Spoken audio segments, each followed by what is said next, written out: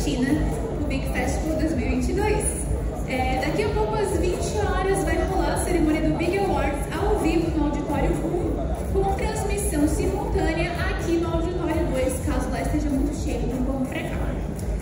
Para ficar por dentro da nossa programação completa, acessem o site www.bigfestival.com.br. Lá vocês vão encontrar tudo sobre o festival, line-up nos próximos dias, de hoje também, além de muitos games apaixonantes e uma votação para vocês decidirem qual o melhor, qual que vocês gostaram mais, e a gente vai ter esse resultado aí no domingo.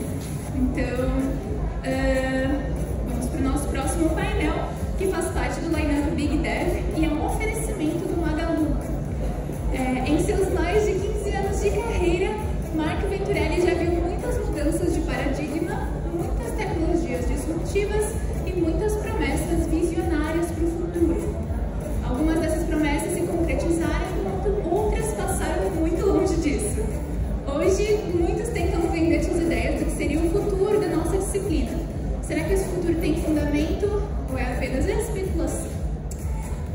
Antes de começar, vou falar para vocês que se tiverem alguma pergunta para fazer ao nosso convidado, vocês podem fazer no ask.bigfestival.gg, acessar pelo celular de vocês, ask.bigfestival.gg, e aí a gente vai repassar as perguntas para ele responder se tivermos tempo. Então, beleza, vamos lá. Com muita satisfação, eu apresento para vocês Mark Venturelli, CEO e Creative Director, Rogue Snail.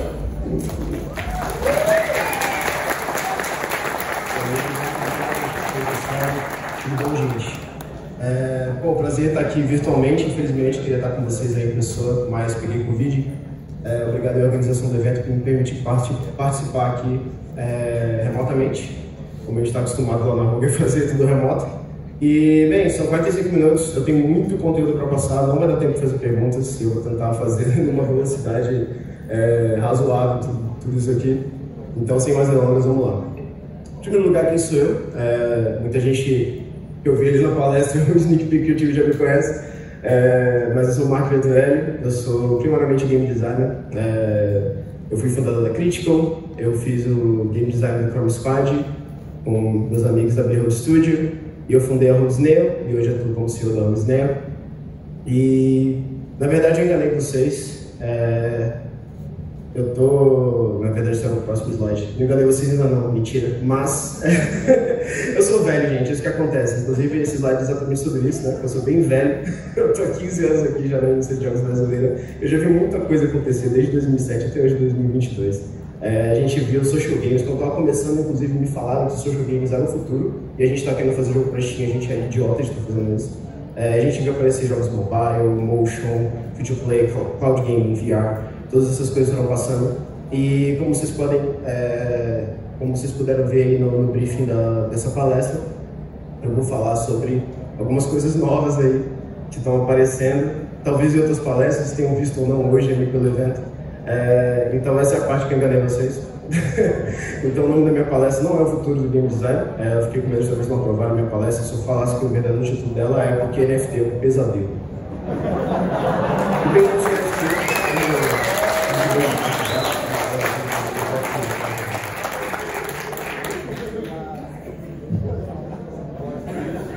Bem, tirando alguns argumentos meio fracos logo de começo, né? Tipo, putz, eu não entendo, é por isso que eu tô aqui criticando, né? Não é tão complicado assim, né, gente? Por exemplo, redes neurais, simulação de física, render pipeline ou colocar impressora na rede, são todas coisas que não só eu, como várias pessoas aqui nesse evento entendem e trabalham diariamente, tá? Blockchain não é tão complicado assim. Eu entendo sim de blockchain, tenho estudado há muitos anos isso, desde que eu achei que era algo potencialmente interessante, até hoje que eu tenho certeza que não é. Spoilers. Mas nossa, tem muita gente investindo, será que tá todo mundo errado? Realmente, tem muita gente investindo. O Brasil, inclusive, é o quinto país com mais pessoas que têm criptomoedas no mundo. São mais de 10 milhões de pessoas no Brasil que têm criptomoedas. É porque todo mundo faz uma coisa que aquela coisa é sensata, né, gente? Um outro dado aqui completamente não relacionado, mas 57,8 milhões de pessoas votaram no Bolsonaro. Eu sou velho, eu sou cansado, eu sou um gatekeeper, Day One é só novo demais pra mim, e é como todas as outras coisas, é como free to play, é como mobile, como social gaming, tipo, é sim o futuro, vai fazer parte dessa gama de coisas aí, é só porque eu tô velho e realmente não consigo ver isso, né? Mas não é a mesma coisa que essas coisas, de maneira nenhuma. Porque não é uma mudança de business model, não é uma inovação tecnológica, não é uma nova plataforma, não é uma nova interface. O que Play to Earn faz é transformar jogos de cultura e entretenimento para uma atividade econômica. E como exatamente eles fazem isso?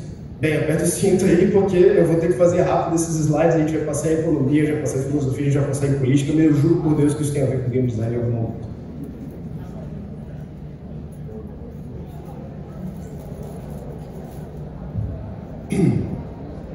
Primeiro, o que é blockchain? Blockchain é uma solução brilhante para um problema extremamente específico, que é a gente precisa registrar informações de maneira confiável entre um grupo de pessoas que desconfiam totalmente umas das outras, elas não se confiam. O sistema é totalmente descentralizado, totalmente sem confiança em instituições ou leis ou qualquer tipo de autoridade central, tá? Mas eu diria que, na verdade, a blockchain é uma solução brilhante para o problema errado, porque em que contexto que a gente quer resolver um sistema totalmente sem confiança? Sendo que o índice de confiança é um excelente medidor de desenvolvimento em qualquer grupo humano. Normalmente, quanto mais confiança vocês têm entre humanos, mais eficiência esse grupo de humanos tem. Quanto menos confiança, mais energia esse grupo de humanos tem que gastar para conseguir a mesma coisa. Vou contar uma pequena história aqui, agradecer ao Caio, meu sócio, pelos maravilhosos slides. Cara, o homem das cavernas não podia inovar e descobrir coisas sobre o mundo porque ele gastava energia demais. Ele estava pensando se a qualquer momento algum outro homem das cavernas maior ia bater na cabeça dele e roubar sua caverna. Então, a gente formou um grupo e combinamos que entre nós é proibido bater na cabeça e roubar cavernas. Confiamos uns nos outros que isso ia ser respeitado. E esses grupos tinham muito mais energia para investir em outras coisas e evoluir. Então, isso é a sociedade. A gente abre mão de um pouco da nossa liberdade individual, ou seja, não posso bater na cabeça, não posso roubar a caverna, mas, paradoxalmente, a gente ganha mais liberdade, justamente por a gente não precisar nos preocupar com outras pessoas batendo na nossa cabeça. Os grupos humanos que se organizam dessa forma foram sendo mais bem-sucedidos, abrindo caminho para organizações cada vez mais sofisticadas.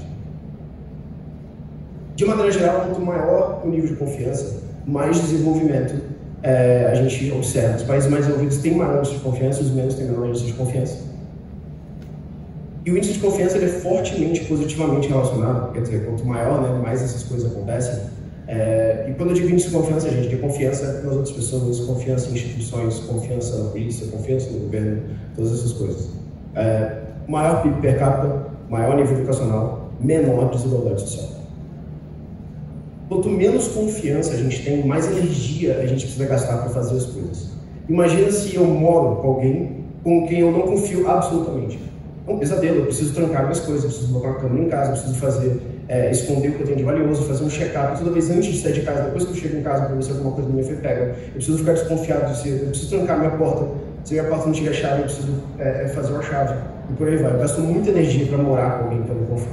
Se eu trabalho no grupo de sem confiança, eu preciso estar constantemente pensando se alguém vai roubar meu crédito, eu tenho medo de errar, eu tenho dificuldade de inovar. Se eu vivo numa sociedade sem confiança, eu preciso de uma arma para me defender, eu preciso proteger minha própria casa com minhas próprias coisas, com minhas próprias mãos. É basicamente um apocalipse, né? Basicamente um apocalipse zumbi. Se eu não confio mais em ninguém, eu tenho que fazer tudo sozinho. A energia que eu gasto é toda praticamente para sobreviver, no fundamento mais básico da pirâmide das necessidades. A blockchain, né, como ela é baseada em não ter confiança, ela também gasta muito mais energia. E aqui eu gostaria de comparar com vocês dois temas muito parecidos, tá? Um é o Banco do Brasil. Banco do Brasil, gente, não estou falando de lugar, né, que nossa, que confiança que nós temos nessa instituição. 90 milhões de usuários e Bitcoin, 106 milhões de usuários, um número parecido de usuários, tá? E a gente vê a quantidade de energia que esses sistemas gastam por ano para funcionar. O Banco do Brasil gasta 532.800 MWh e Bitcoin gasta 84.700.000 MWh. Não coube aqui no slide. Isso é equivalente a um país como a Nova Zelândia. 3 vezes. É basicamente essa energia que a Bitcoin gasta por não poder confiar nas pessoas que estão participando daquele sistema. Mas espera aí.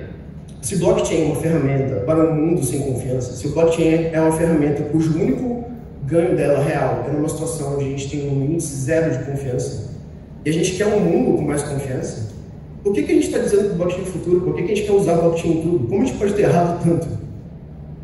É porque a blockchain, ela veio da cabeça de uma galera aí, dos channers, do anarcocapitalismo, que é basicamente a terra plana sociopolítica econômica. É o brainchild de pessoas como esse cara aí, um dos cofundadores do Ethereum, que é basicamente um monarca que sabe programar. E assim como na terra plana, você precisa desaprender e desconstruir o conhecimento científico, o anarcocapitalismo força você também a desaprender e desconstruir as organizações sociais. Porque para você entender que o capitalismo pode existir, se quer existir ser uma autoridade central, você precisa esquecer todo o caminho que a gente fez até aqui como sociedade. E basicamente falar, meu Deus, o governo está me oprimindo, eu queria muito bater na cabeça e roubar a caverna. Uma visão de mundo distópico, que não entendeu o Snow Crash como crítica, como sátira, e sim como futuro desejável. É basicamente um cyberpunk de sapatênis onde todo mundo é hétero. E a blockchain, de maneira geral, na nossa sociedade de hoje, para a nossa visão de futuro, acaba sendo um martelo desesperadamente à procura de um prego. E na falta do prego, a gente acaba sentando a nossa própria cara.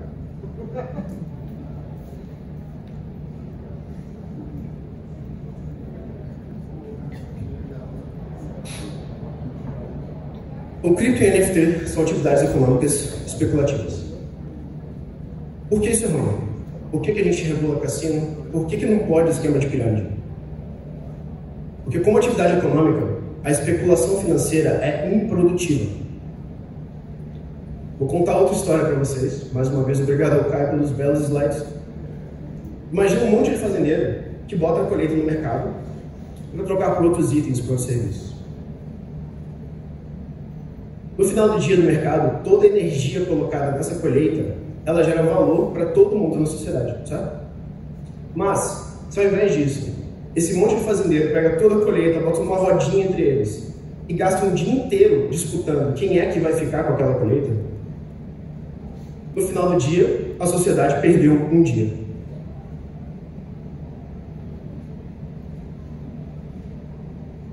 A especulação é um sistema de soma zero, na melhor das hipóteses. Então, se alguém ganhou dinheiro com NFT, quer dizer que outra pessoa perdeu. E nesse processo a gente gastou energia de 3 novos alunos.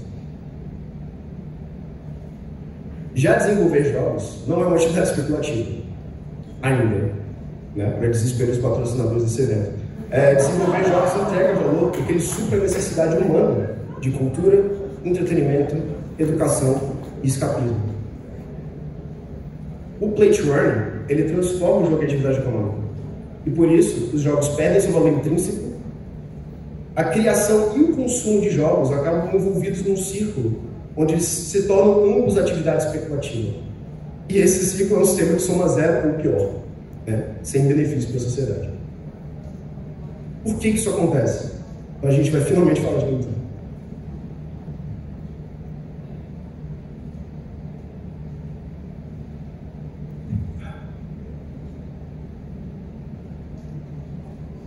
No livro Rules of Play, que é um dos meus favoritos de game design, a gente tem Zillian Massala explicando o conceito do Magic Circle e vários outros que eu acho que são muito interessantes, que ajudam a gente a entender a experiência básica de jogar. O Magic Circle basicamente define como que os jogos ressignificam o mundo. É como, por exemplo, um par de chinelos vira um gol, ou uma marca de giz agora é um lugar onde você pode como não quiser. Então, os jogos, ele tem essa capacidade fantástica de ressignificar o mundo e fazer com que as coisas signifiquem coisas diferentes do que no mundo real. E essa ressignificação muitas vezes traz segurança. Então, por exemplo, se a gente está jogando Among Us, eu posso assassinar meus amigos, mas ninguém de fato está morrendo e eu não vou ser preso por causa disso. As pessoas talvez até fiquem um pouco bravas com você, né, por jogar Among Us, mas menos se você tivesse matado ela de verdade. E muitas vezes essa ressignificação, ela protege dessas consequências do mundo real, como eu falei. O conflito dos jogos ele é artificial. A artificialidade desse conflito é essencial para ele funcionar. E a gente muitas vezes aceita barreiras a mais para que a experiência do jogo funcione. Então se a gente vai falar, pô, vamos ver quem consegue correr até o final do bairro. E aí você vai pegar um Uber, né? Você está quebrando ali as regras implícitas daquele conflito artificial que a gente criou. naquele círculo mágico que a gente delineou o que pode e o que não pode ali. E essa fantasia, essa falta de consequências, essa artificialidade que são essenciais para o escapismo e para a magia dos jogos. Mas calma, e o esporte profissional? Aqui vemos um claríssimo caso de um gatinho que é surfista profissional. Ele não é atividade econômica? Sim, o esporte profissional é atividade econômica. Mas o esporte tem valor para a sociedade. O esporte não é uma atividade especulativa. Ser um atleta profissional não é uma atividade especulativa. Atletas de esporte entregam valor real para a sociedade. Entregam valor para quem assiste. Como entretenimento, como cultura, como storytelling. Então, na verdade, nem isso, né? Nem transformar jogos em uma atividade especulativa, a blockchain não. Ela só faz pior.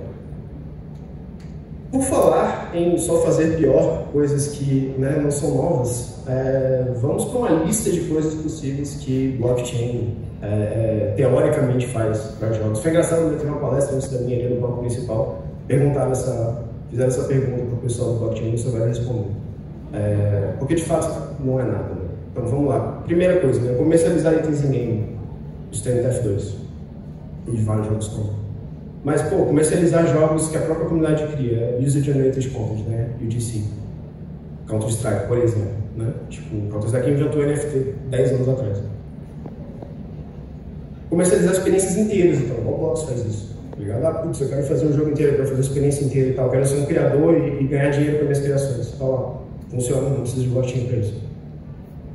Se quiser comercializar serviços, tá? No Man's Sky a galera faz um monte de coisa dessa. Para contratar designers para fazer coisa para eles. No Final Fantasy XIV a galera contrata designer para fazer nightclub de ERP, não me perguntem como você diz. E até mesmo a simulação econômica, você pensar, putz, mas a especulação ela pode ser entretenimento, né? Tipo assim, você brincar de economia, você manipular uma economia, você tentar fazer dinheiro, isso não pode ser entretenimento? Sim. Tem vários jogos que fazem isso, como EVE Online e RuneScape, por exemplo, há mais de 10 anos, inclusive. Por que será que simulações econômicas como EVE Online e RuneScape existem há mais de 10 anos? Tem altos e baixos, né? Mas, enquanto que nenhum jogo NFT, a economia dura 1 ano sem explodir, porque eles têm autoridade central, tá? É por isso. Calma, mas tem uma coisa que eu acho que o NFT faz, que o blockchain pode trazer, porque o blockchain é muito bom em legalidade, crime organizado. Experiência de cassino é legal, se eu quiser ter essa experiência, né? Eu quero ir num cassino legal, quero burlar leis, aí já tem também diabo. Basicamente tudo que o Play to Earn pode fazer já existe há mais de uma década em outros jogos, menos uma coisa. Eu não sei se vocês já ouviram falar de MMO Gold Farmers, também conhecido como Real Money Trading, RMT, ou Real Gold Trading, RWT. Né? Isso é uma praga em jogos online. Isso normalmente, né, antes da galera da blockchain chegar, uma coisa vista como ilegal, passivo de banimento, porque ela quebra regras, ela não ultrapassa, e a trapaça destrói o Magic Circle, destrói a artificialidade do conflito. Não sei se vocês vão lembrar, em 2019, quando a Venezuela entrou naquela superinflação, o RuneScape, que não era um jogo NFT, se tornou uma alternativa para muitas pessoas na Venezuela farmar ouro no RuneScape e vender de maneira ilegal, tá, gente? Isso não RMT, não é uma coisa que a Jagex, que é a developer da RuneScape, gosta nem permite. E de fato a galera fazia isso. E cara, sempre que tem RMT tem bot. Se você vê muito bot em qualquer tipo de jogo online, é porque existe algum tipo de real money trading rolando naquele jogo online. O único outro motivo para você ter bot é você fazer spam de link, sabe? Então, tipo, que a galera bota o bot para fazer porque existe algum sistema ali, uma organização, né, normalmente envolvida em vender coisas por dinheiro de verdade. Um exemplo, o Lost Ark, né, um jogo recente da Amazon, os humanos não conseguem logar no jogo por causa da quantidade de bots que tem naquele jogo. E Gold Farm tem frequentemente ligações com lavagem de dinheiro, com crime organizado. Enfim, não é uma coisa legal, tá, gente? Mas óbvio, né? Se você é um developer de blockchain, você vai olhar isso e falar, bacana, vamos oficializar. E basicamente, algumas promessas são feitas aí, né? Nessa liberação geral aí do Gold Farming, como algo interessante, até desejável. Tem essa promessa, que eu vi hoje, inclusive, na palestra, alguém falou sobre isso, né? Você vai jogar um jogo legal e no final você vai monetizar a sua promessa, né? Esse cara da Ubisoft aqui falou, né? O endgame dá a oportunidade para os jogadores de revenderem seus itens uma vez que tiver acabado com eles, quando eles tiverem terminado de jogar o jogo. Assim, que valor que isso tem para alguém que está buscando cultura, entretenimento e escapismo, tá ligado? Tipo assim, é uma barganha absolutamente econômica, única e tão somente econômica. Tipo, essa ideia, sacou? E como todo o resto do blockchain, até isso também é uma fraude, porque a realidade é que essa promessa, você vai ver essa experiência completamente destruída por grupos dedicados para ganhar dinheiro naquele sistema, operando em escala com margens cada vez menores, porque assim funciona o capitalismo. Você vai ver cada vez mais profissionais em grupos operando numa escala cada vez maior, apertando as margens cada vez mais e destruindo qualquer chance de uma pessoa, entre aspas, normal, de um jogador normal que só quer jogar o jogo, de competir em qualquer nível. Não existe play and earn, só existe earn, porque quando você coloca earn na experiência do play, você destrói o play, você destrói o Magic Circle, você destrói tudo que a gente usa para construir a base da experiência do jogar. E você vira uma atividade comum. O capitalismo sem regras, ele sempre vai gerar monopólios e oligopólios. Tipo, não precisa ser um economista com PhD para entender isso, sabe? Tipo, isso, embora nunca tenha tido um caso em larga escala na humanidade, graças a Deus, isso tem muitos casos nos próprios videogames. Você consegue ver isso acontecer. Então, a pessoa normal, o usuário simples que só quer jogar um jogo e se divertir, não tem chance nenhuma de competir nesse ambiente. A sua monetização do progresso vai virar subcentavos, na melhor das hipóteses. Tipo, frações de um centavo que o seu item vai ser vendido quando você terminar de jogar o jogo, sabe? E o que você dá em troca é adeus para a sua fantasia no jogo e adeus para o potencial que você tem de agir naquele mundo do jogo, para a sua potência, para a sua capacidade de transformar aquele mundo. Porque assim como no mundo real, você vai dar olá para o familiar ou opressão, porque todos esses grupos vão controlar o que está acontecendo. Basicamente, o que o blockchain quer fazer com o game design é pegar aquela experiência de um jogo de survival, tipo um Rust, que você entra no servidor e tem um grupo de PVP de 30 moleques de 12 anos que joga essa porra o dia inteiro e mata você no spawn. É basicamente isso que eles querem fazer no nível econômico, dentro do que é possível ser feito com real money num jogo. E cara, não é, eu vejo alguns argumentos de que não, a gente precisa oficializar, é igual a guerra às drogas. Tipo assim, proibir nunca é a solução. De fato, eu não acho também que proibir é uma solução. Eu acho que é você tentar tratar o sintoma, não é um problema, eu como designer me ofendo com isso. Mas é possível você cortar a demanda sim. Tipo, a guerra às drogas não é difícil porque a demanda é difícil de ser cortada. As drogas, elas oferecem uma coisa que outras atividades humanas têm um pouco de dificuldade às vezes de suprir, né? E precisa de todo um suporte em volta muito grande para você acabar com a demanda por drogas. Mas o real money trade não, sacou? É só econômico. Então existem soluções. E soluções de design inteligente e, pasmo, controle centralizado da economia. Então eu pergunto para vocês, será que existe um RPG online, popular, persistente, free to play, um sistema de trade, com moeda premium, mas que não tem problemas nem com bots, nem com gold farms? Sim, chama o Warframe. Eu ia explicar como o Warframe faz isso, mas dobrou a quantidade de slides nessa apresentação. Então talvez eu faça um talk sobre isso um dia, mas por enquanto confia. Inclusive, quem quiser googlar o Warframe bots, vai ver que não tem nada de bots com o Warframe, mesmo tendo todas essas coisas. E os únicos casos que o Warframe tem de real money trading, eles são mais relacionados a fraude de cartão de crédito ou a pessoas que flipam cupom de desconto. Não é nada nem minimamente próximo da escala de coisas que você vê em jogos como EVE Online ou como RuneScape.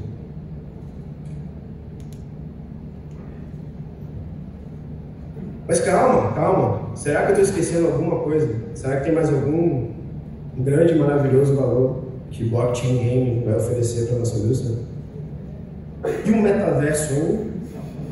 E se eu ganho um item no jogo e quero levar para outro, hein? Cara, tem tanto problema.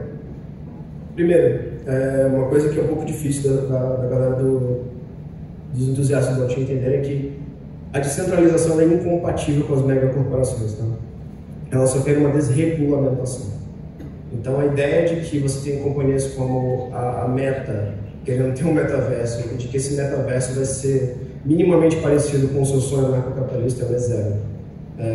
Um bom exemplo disso é o próprio Ubisoft entrando em NFT, que os NFTs eram um link, né, apontando para um lugar, e esse objeto era um objeto que existia no servidor do Ubisoft, sob o controle completo do Ubisoft, e jamais seria de outra forma. Né? Jamais poderia ser de outra forma, porque nenhuma megacorporação vai abrir mão de controle. E novamente, a galera está confundindo, assistiram Ready Player One, né, e confundindo distopia por utopia, tipo, olharam isso aqui e falaram, caralho, que legal, saca? Então, tipo, isso é uma literal tokenização da cultura, tá? Então é a transformação do seu personagem favorito numa coisa. Ele é esvaziado do seu valor artístico, do seu valor cultural, colocado em vários outros contextos. Ele deixa de ser o Homem-Aranha, vira tipo a marca, a sua marca, sabe? Tipo, é esvaziado completamente. Não existe o Peter Parker ali, sacou? Quando o Homem-Aranha tá no Fortnite trocando tiro com o Naruto, ele não é o Peter Parker, tá ligado? Ele é só um token. Ele é muito profundamente vazio. Só de imaginar quem é dev aqui no Big Festival, né, quando escuta essa ideia de, cara, eu quero ganhar um item do jogo e quero levar para outro. Primeiro, assim, no nível técnico, a padronização necessária é insana. Quem já mexeu em Asset Store de Unreal e Unity, sabe que, mano, para os assets, só asset, tá, de jogo ser compatível, tranquilo, né, já seria um trabalho de padronização nunca visto antes na lista de jogos. E aí quando você começa a entrar em código de jogo, para tipo assim, os itens funcionarem todos dentro da mesma estrutura, não vou dizer que é impossível, tá? Porque nada é impossível em tecnologia, depende do nosso esforço, da nossa vontade, mas assim, é profundamente estúpido, assim como quase tudo que a gente faz no blockchain. E além disso, a gente vê o fim do Magic Circle. Então, tipo, todos os jogos compartilhando os mesmos significados, regras, comportamentos. De repente, você fazer um jogo dentro do metaverso, você perde a sua capacidade como game designer de ressignificar. Porque, tipo, você não pode ressignificar uma espada do X-Men, do He-Man, She-Ra, que eu peguei jogando esse jogo de corrida de Fórmula 1, sabe? Tipo, porque ele é meu, ele é assim, e você não vai ressignificar ele, sabe? Tipo, isso é o fim da estética também. Então, tipo, todos os jogos, eles viram Fortnite. Não no sentido, pô, Fortnite é um jogo bonito do nosso diretor de arte, tá ligado? Mas o problema é que todos os jogos vão virar o Naruto de AK-47 atirando no Chapolin Colorado, tá ligado? Enfim. Fiquei um pouco deprimido enquanto eu escrevia. Fui passando em várias fases do sofrimento, assim, escrevendo isso. Então, estou com a raiva, negação, aceitação. De maneira geral, agora, eu queria terminar num tom mais positivo, então eu vou desmentir a mentira que eu menti para vocês, então eu vou voltar o título da minha palestra para o futuro do game design e a gente tentar falar um pouquinho disso, ao invés de só as coisas ruins que a gente vê que o blockchain game representa. E cara, o futuro do game design, ele passa, eu acho que de certa forma o futuro do próprio capitalismo e da humanidade de maneira geral, de a galera que está empreendendo.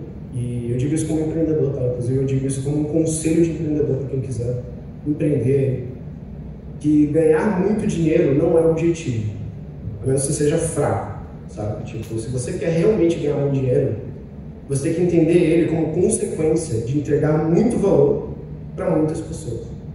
Então, tipo, você ganhar dinheiro movendo dinheiro é para pessoas com pouca imaginação, né? Eu imagino que quem aqui um dia for querer fazer bilhões de dólares vai precisar de bastante imaginação e bastante capacidade para fazer isso. Eu acredito que grandes empreendedores, eu não estou sozinho nessa crença, entendem isso. Entendem, cara, eu preciso estar com o meu olhar no valor, eu preciso estar com o meu olhar nas pessoas. Porque é assim que eu vou conseguir. Tipo, o que eu posso ser muito melhor para muitas pessoas? É assim que você faz muito dinheiro.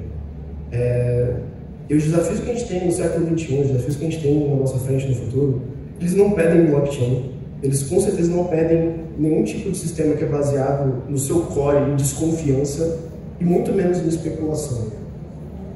Eu acho que o futuro do game design é o mesmo futuro para a humanidade. Ele exige confiança.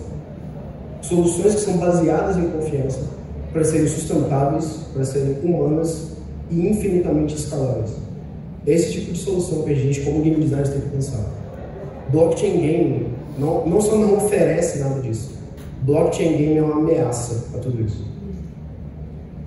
Eu queria agradecer o pessoal da Ruby, que fez um crowdsourcing aí pra gente fazer todos esses slides a tempo. Acabou que eu tava com tanto medo de dar tempo que eu fiz em 30 minutos, né, a palestra. Mas obrigado aí pra todo mundo. Muito massa a ajuda de vocês, foi bem bacana. E espero que quem tenha assistido tenha gostado. E aparentemente temos tempo para perguntas. Beleza? É isso, obrigado a todos.